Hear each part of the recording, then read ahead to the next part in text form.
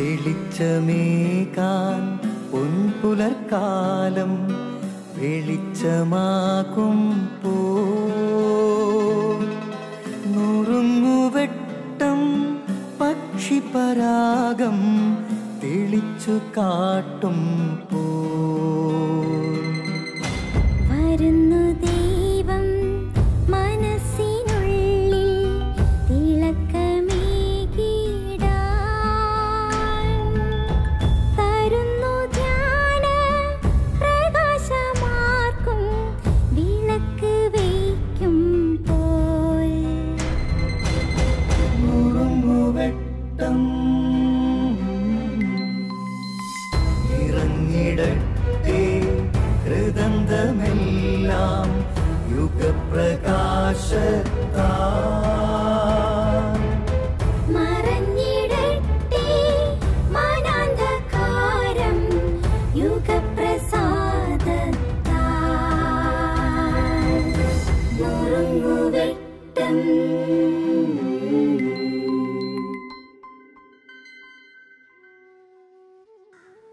പ്രിയപ്പെട്ടവരെ, ക്രിസ്തുമസിൻ്റെ തലയാഴ്ച ഒരു charitable organisation സംഘടിപ്പിച്ച ഒരു ചടങ്ങിൽ പങ്കെടുക്കാനിടയായി. രോഗികളും വേദനിക്കുന്നവരും സങ്കടപ്പെടുന്നവരും അവരെ സഹായിക്കുന്ന നല്ല മനസ്സുള്ളവരുമായ ഒരു കൂട്ടം ആൾക്കാർ. അവർക്കിടയിൽ ഒരമ്മ തൻ്റെ അനുഭവം പങ്കിടാൻ വേദിയിലെത്തി. അവരോട് ചേർന്ന് നിൽക്കുന്ന 2 പെൺകുഞ്ഞുങ്ങൾ, ചെറിയ ക്ലാസ്സിലൊക്കെ പഠിക്കുന്ന കുട്ടികളാണ്. ഈ അമ്മ പറഞ്ഞു, ഒരേ ദിവസം, ഇത് അവരുടെ മകളുടെ മക്കളാണ്, ഒരേ ദിവസം അവരുടെ അച്ഛനും അമ്മയും ഒരുമിച്ച് ആത്മഹത്യ ചെയ്തു. മാതാപിതാക്കൾ തനിച്ചാക്കി കടന്നുപോയപ്പോൾ ആരോരുമില്ലാതെ കരയുന്ന ആ കുഞ്ഞുങ്ങളെ ഇന്ന് വളർത്തിക്കൊണ്ടുവരാൻ ആ പ്രായം ചെന്ന സ്ത്രീ കഷ്ടപ്പെടുകയാണ്. വീട്ടിലെ ബുക്ക് ഷെൽഫിൽ 2 പുസ്തകങ്ങൾ ഇരിപ്പുണ്ട്.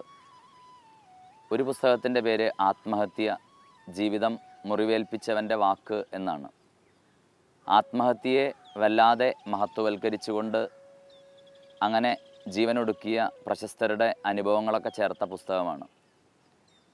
തൊട്ടടുത്ത് അതിന് പ്രതിരോധം എന്ന വണ്ണം എഴുതപ്പെട്ട മറ്റൊരു പുസ്തകം കൂടെയുണ്ട്.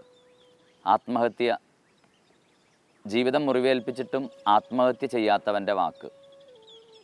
തീർച്ചയായും നമ്മുടെയൊക്കെ ജീവിതത്തിൽ, പ്രത്യേകിച്ച് നമ്മൾ ജീവിക്കുന്ന കേരളത്തിൻ്റെ ചുറ്റുപാടിൽ, അത് ഒരു ആത്മഹത്യയിൽ മുൻപന്തിയിൽ നിൽക്കുന്നൊരു സംസ്ഥാനമായിട്ട് നമ്മുടേത് മാറിക്കഴിഞ്ഞു.